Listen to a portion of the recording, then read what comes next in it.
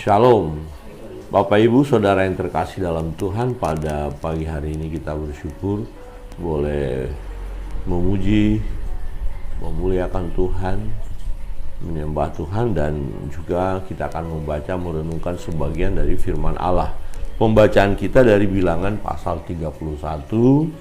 Kita lihat bagaimana bangsa Israel mengalahkan orang Midian, ya. Mereka berperang, tetapi Musa menegur kepala-kepala pasukan karena ada sesuatu yang mereka lakukan yang sangat berbahaya di kemudian hari. Mari kita lihat, ya, Bilangan pasal 31 mulai ayat 13. Saya membaca ayat 13, Bapak Ibu dan Saudara yang terkasih dalam Tuhan membaca ayat 14. Bilangan pasal 31 ayat 13. Firman Tuhan berbunyi demikian. Lalu pergilah Musa dan Imam Eleazar dan semua pemimpin umat itu sampai ke luar tempat perkemahan untuk menyongsong mereka.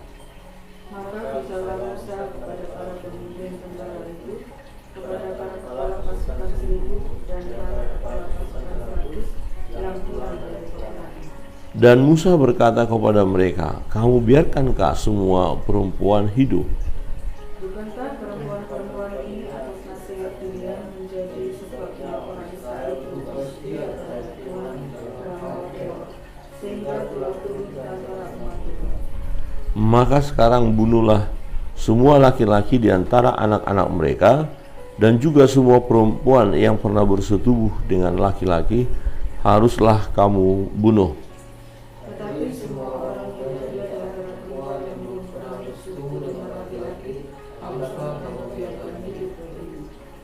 Tetapi kamu ini berkemahlah 7 hari lamanya di luar tempat perkemahan.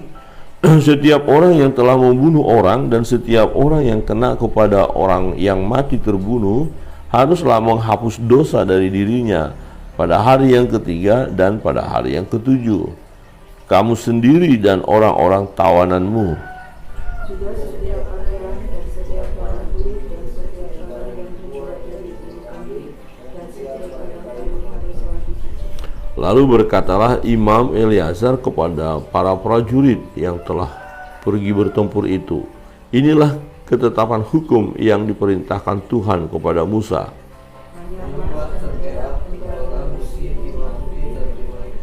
Segala yang tahan api haruslah kamu lakukan dari api supaya menjadi tahir, tetapi semuanya itu haruslah juga disucikan dengan air penyucian.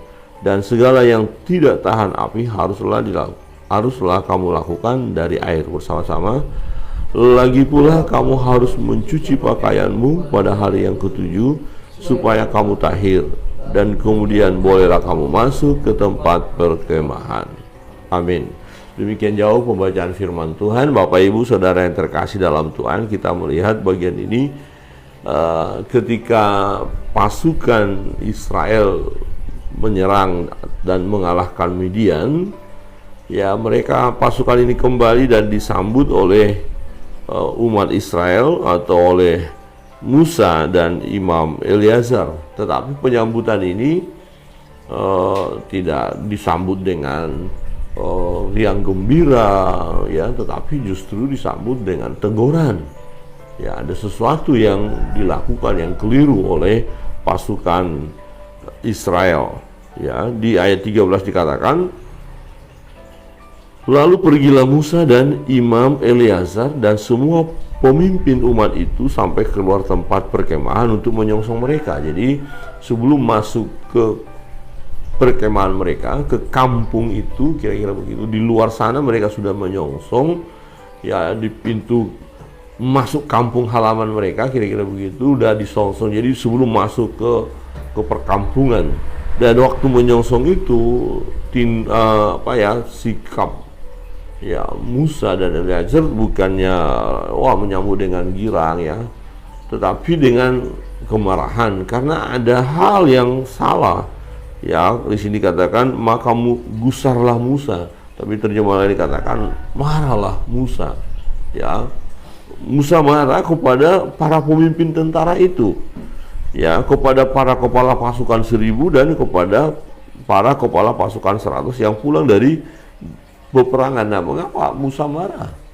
Ya, bukankah mereka sudah berperang? Bukankah mereka sudah menang? Bukankah mereka ya melakukan tugas sesuai dengan yang diperintahkan Musa untuk berperang melawan Midian? Betul, mereka sudah melakukannya. Tetapi ada satu hal yang mereka lakukan. Mungkin mereka tidak menyadari bahwa itu adalah satu kesalahan yang berakibat fatal nantinya kepada semua bangsa Israel, yaitu mereka membiarkan perempuan-perempuan. Perempuan yang apa yang dimaksud? Perempuan orang Midian. Nah, dan Musa berkata kepada mereka, kamu biarkankah semua perempuan hidup? Ya, kenapa nggak ditumpas habis gitu ya?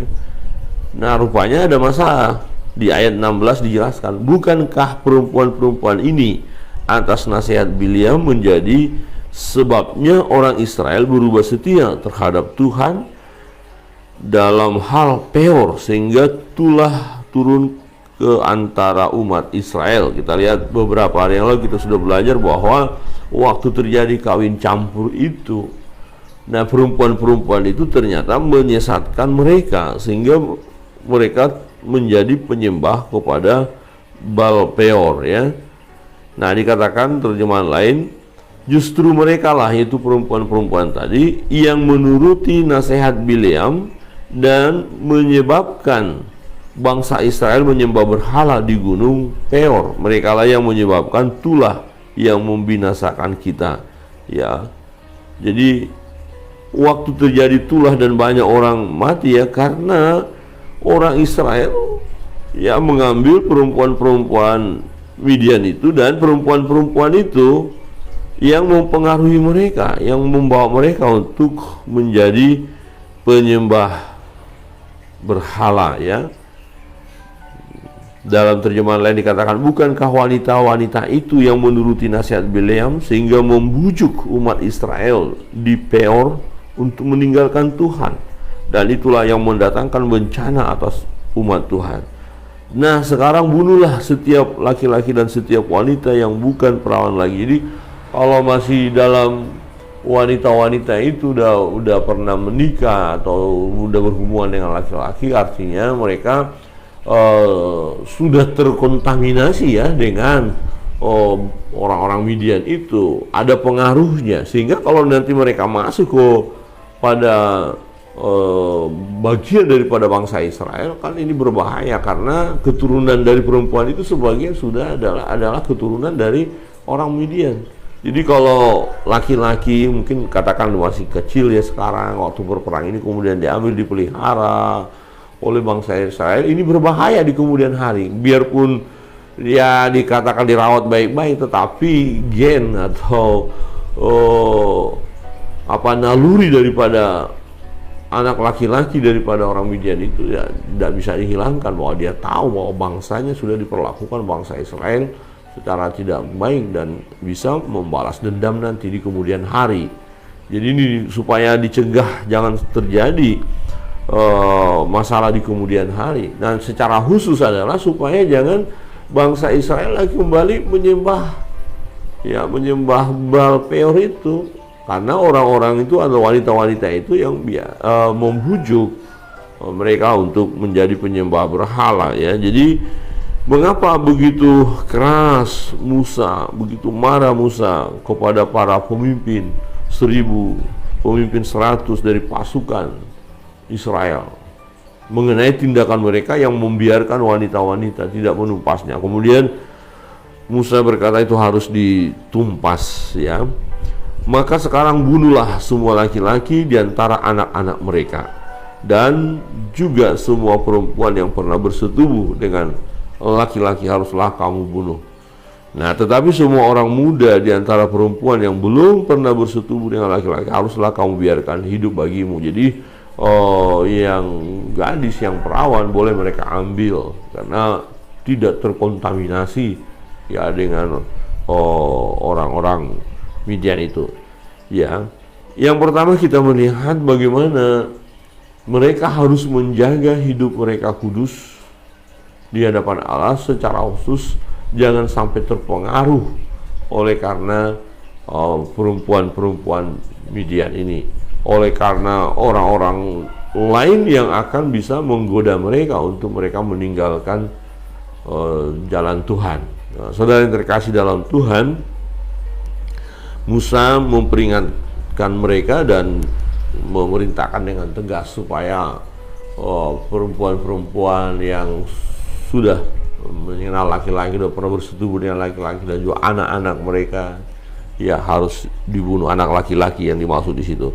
Nah, tetapi juga hal yang berikut kita melihat, setelah mereka berperang, mereka membunuh, ya juga mereka kena mayat ya ketika mereka membunuh orang, dan mereka menjadi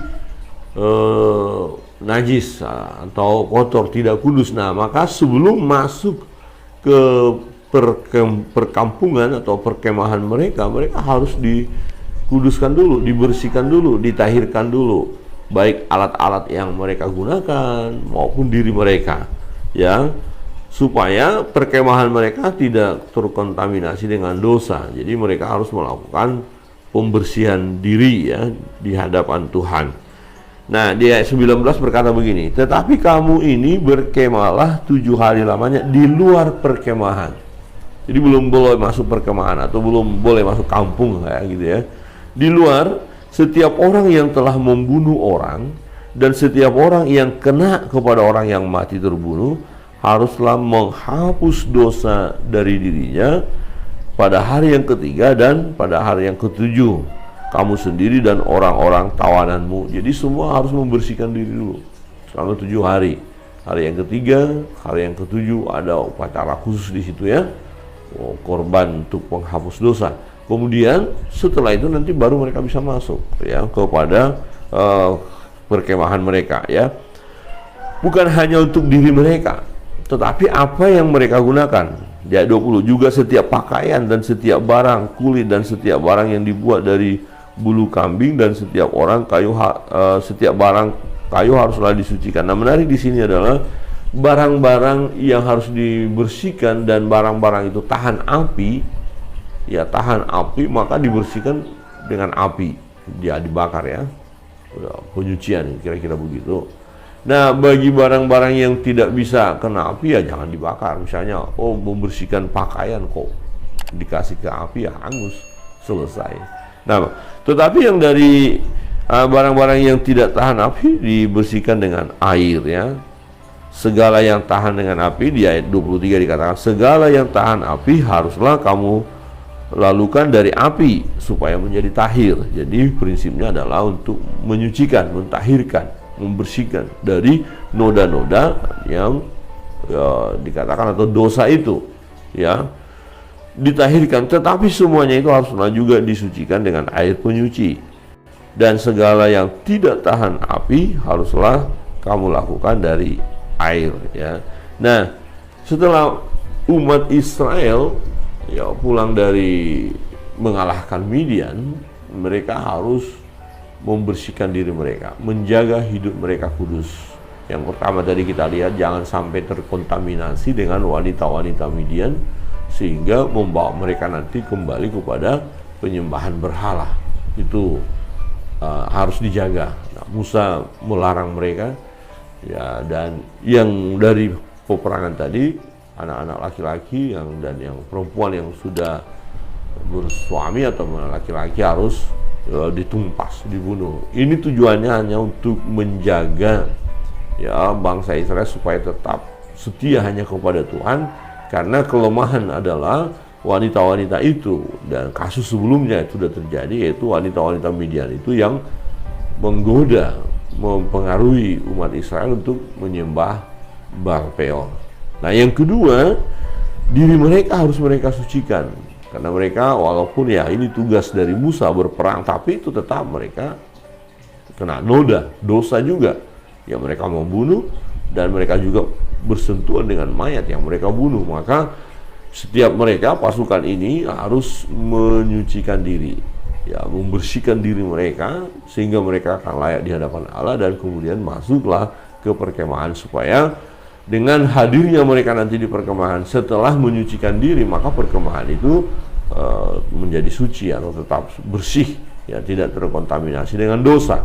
Dan yang ketiga kita lihat segala sesuatu peralatan yang mereka gunakan ya haruslah disucikan, dikuduskan. Nah, peralatan-peralatan ini jangan sampai keadaan najis masuk ke perkemahan. Jadi segala sesuatu yang kita kenakan, yang kita gunakan ya haruslah kudus, ya haruslah disucikan. Bapak Ibu Saudara terkasih dalam Tuhan, nah dalam perjalanan hidup kita ya intinya adalah kita harus terus menjaga hidup kita kudus ya, dari pengaruh-pengaruh yang lain, tetap mempertahankan hidup kudus. Nah, diri kita ketika kita menyadari kita melakukan dosa, ya mohon pengampunan kepada Tuhan ya supaya kita terus dikuduskan hari lepas hari. Dan juga alat-alat yang kita gunakan dalam hidup kita, ya peralatan apapun yang kita gunakan, ya pastikan bahwa peralatan-peralatan itu adalah peralatan yang sudah dikuduskan Tuhan, atau alat-alat yang berkenan kepada Tuhan atau yang diberkati oleh Tuhan. Jangan kita menggunakan peralatan-peralatan yang sifatnya najis. Misalnya, wah saya mau menggunakan senjata, tapi sudah senjata ini ada pengaruh kuasa kegelapan di dalamnya. Ya, untuk jaga diri saya supaya saya kebal menghadapi tantangan, menghadapi musuh. Ini nggak boleh. Jadi alat-alat yang kita gunakan haruslah kudus di hadapan Tuhan. Maka kita akan mengalami sukacita damai sejahtera di hadapan Allah. Kiranya kebenaran firman Tuhan ini menolong kita. Mari terus kita menjaga hidup kudus di hadapan Allah. Dan beban pergumulan yang Tuhan izinkan kita hadapi, mari kita bawa dalam doa, hadapi dengan sukacita di dalam kekudusan. Tuhan Yesus memberkati kita sekalian. Sebelum kita menaikkan doa-doa kita naikkan satu pujian.